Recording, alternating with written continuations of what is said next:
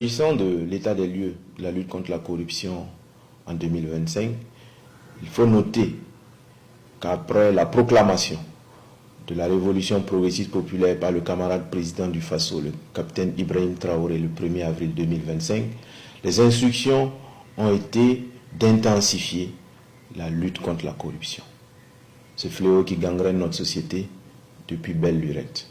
Donc il s'est agi en 2025 de poursuivre la sensibilisation par des communications des différentes structures compétentes engagées dans la lutte contre la corruption.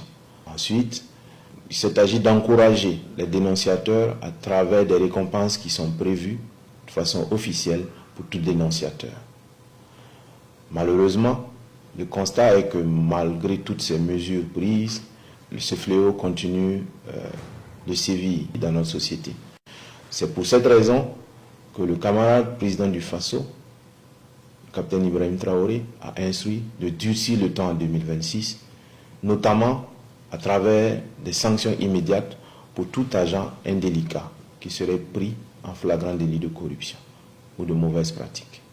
Des forces de sécurité intérieure, il faut noter qu'il y a des mesures qui ont été prises afin de réduire la corruption au niveau des contrôles routiers. Nous pouvons citer la dotation des cadres de réquisition Labal au profit des commissariats. Comment ça fonctionne cette carte de réquisition Labal? Dès qu'un usager enfreint le code de la route et qu'il est arrêté par l'agent contrôleur, on procède comme d'habitude au retrait de ces documents. Dès qu'on récupère ces documents, on lui remettra la carte de réquisition Labal.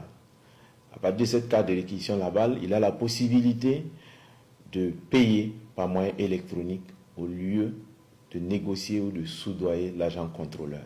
Ce paiement électronique se fera directement au trésor public, ce qui permettra de contribuer au renforcement des moyens de défense et de sécurité, au développement du pays et à l'amélioration des conditions de vie et de travail pour tous.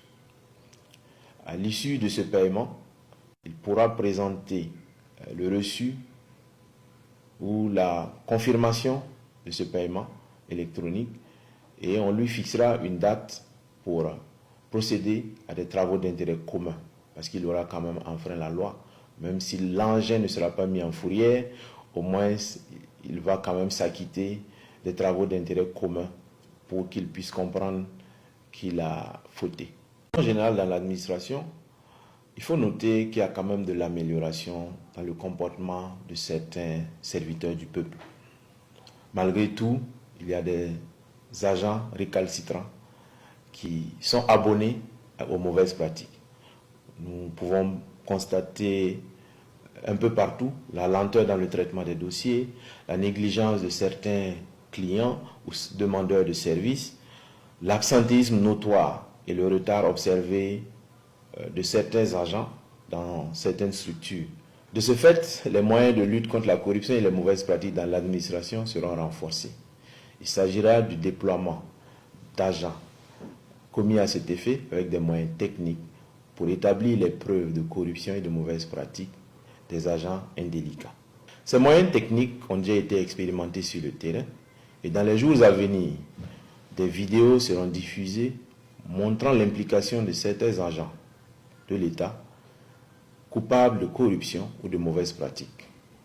Nous profitons donc de ce canal pour inviter les populations, dans un premier temps, à se démarquer de tout acte ou comportement lié à la corruption. Dans un second temps, nous les encourageons à dénoncer toute mauvaise pratique ou toute tentative de corruption auprès des services compétents ou en appelant le Centre national d'appel au 199. Nous sommes convaincus qu'ensemble, avec l'engagement et la détermination de toutes et de tous, nous pourrons vaincre ce fléau qui gangrène notre société. La patrie ou la mort, nous vaincrons.